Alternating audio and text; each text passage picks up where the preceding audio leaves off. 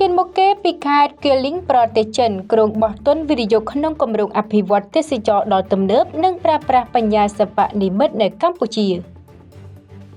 ក្រុមហ៊ុនដ៏ធំនឹងឈានមកគេពីខេត្តគៀលីងបានចាប់អារម្មណ៍លើសក្តានុពលទេសចរណ៍ប្រកបដោយថាមពលរបស់កម្ពុជាដែលជាទីផ្សារទើបនឹងរះដោយក្រុមហ៊ុនក្រុងបោះទុនវិនិយោគក្នុងគម្រោងអភិវឌ្ឍទេសចរណ៍ដ៏ទំនើបនិងប្រើប្រាស់បញ្ញាសិប្បនិម្មិតនៅកម្ពុជានេះបើយោងទៅតាមរយៈជំនួបពិភាក្សារវាងលោកហ៊ុនហាក់រដ្ឋមន្ត្រីក្រសួងទេសចរណ៍ជាមួយនឹងលោកអគ្គនាយកក្រុមហ៊ុន Geling Chanda Transportation កាលពីថ្ងៃទី10ខែកញ្ញាឆ្នាំ2025នាទីស្តីការក្រសួងទេសចរណ៍នៅក្នុងជំនួបដ៏សំខាន់និងប្រកបដោយផ្លែផ្កានេះលោកហ៊ុនហាក់រដ្ឋមន្ត្រីក្រសួងទេសចរណ៍បានវាយតម្លៃខ្ពស់ចំពោះគំនិតប្រៀបផ្ដើមបោះទុនវិនិយោគរបស់ក្រុមហ៊ុនដែលបានចាប់អារម្មណ៍ទៅលើសក្តានុពលទេសចរណ៍ប្រកបដោយថាមពលរបស់កម្ពុជា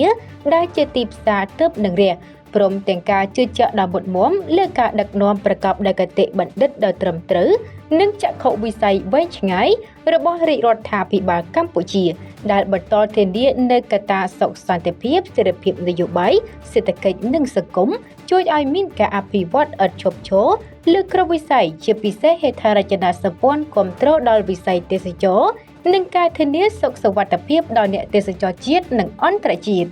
លោកបានបន្តថានៅក្នុងជំនួបនាពេលនេះគឺជាជំហានមួយឈានទៅដល់ការអនុវត្តជាក់ស្ដែងនៃគម្រោងវិនិយោគដ៏ធំនិងមានសារៈសំខាន់ដល់វិស័យវិនិយោគជាការឆ្លើយតបលោកអគ្គនាយកក្រុមហ៊ុនក៏បានគោរពថ្លែងអំណរគុណយ៉ាងជ្រាលជ្រៅជូនលោករដ្ឋមន្ត្រីក្រសួងទេសចរណ៍និងថ្នាក់ដឹកនាំនៃក្រសួងទេសចរណ៍ដែលបានអនុញ្ញាតផ្ដល់ឱកាសចូលជួបសម្ដែងការគួរសមនិងពិភាក្សាការងារ